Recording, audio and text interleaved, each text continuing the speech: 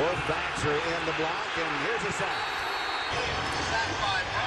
Well, I talked about that blitz zone. Well, this is Pittsburgh, and they will come after you with their outside linebackers. Gilden and Brown on the outside. You get the pressure up front, but really the coup de grace comes from the guys coming from the outside, the linebackers. They force them up front.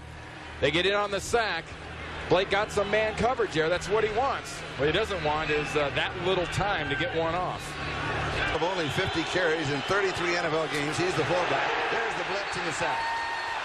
Chad Brown. That is his second sack of the ball game. That is the 12th for the Steelers on the year, and that is 15 times that Jeff Blake has been sacked. Well, here's what Blake wants. He wants man coverage here on the outside, and he wants to throw deep. What he gets the blitz from the linebackers, and the blocking can't pick up Chad Brown on the outside. So, you know, you can get man from time to time, but if you don't get the protection, it's a moot point, and Jeff Blake is going to keep ending up on his back if they don't allow for that guy coming from the outside. Garrison Hurst, the tailback. Blake to throw, and with pressure again, and he's going to be sacked again. That is 5 sacks, and Chad Brown has 3 of them. This isn't quick pressure. This isn't just a jailbreak. This is relentless pressure. Cothran trying to block right there on Brown, just relentless, doesn't stop, doesn't give up. And the guys up front with Benson Buckner and Steed up front don't give him anywhere to go. Here are the 5 sacks that we talked about a moment ago. Chad Brown, 3 of them, as we mentioned. They've lost 32 yards. The enemy out of the backfield. Meanwhile, Blake is brought down. Is that Chad Brown again? Guess who? Number 4, Chad Brown. That is his 4th sack. That is the 6th sack for the Pittsburgh Steelers. Well, you know, what's the mystery here? You motion your only guy in the backfield. That is screaming, we're throwing, we're throwing. And when you say we're throwing, the Pittsburgh defense says, fine, we'll rush and we'll sack you. Chad Brown coming off, gets the credit, maybe half the sack also goes to Bill Johnson, number 90, who's on the low side of that. Sure, they cannot afford. They're still in the ballgame. Blake, here's pressure. Chad Brown. Recovered by Cincinnati. Carlos Emmons was there for the Steelers. Wow. They are just getting all Here's over. a sack. Chad Brown gets a half. Carlos Emmons gets a half. So Chad Brown back to 4 officially. And Emmons now has a sack and a half in the game. And luckily for them, Joe Walter's there to fall on the ball. Well, that's another easy scoring opportunity for the Steelers. Now, welcome back, Chad Brown. 4.5 sacks today, a career high.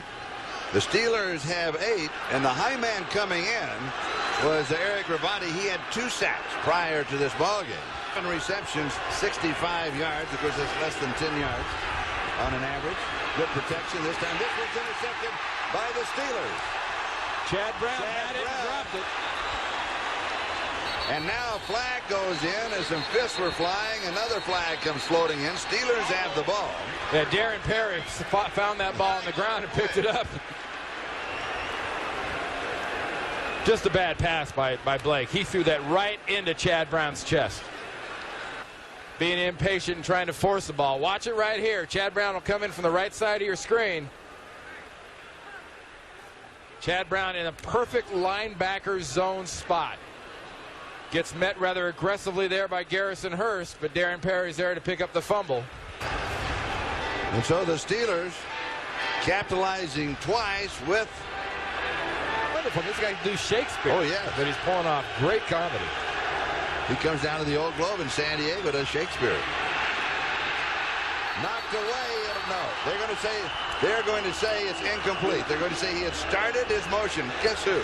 It was Chad Brown. Yeah, he's not feeling blue right now.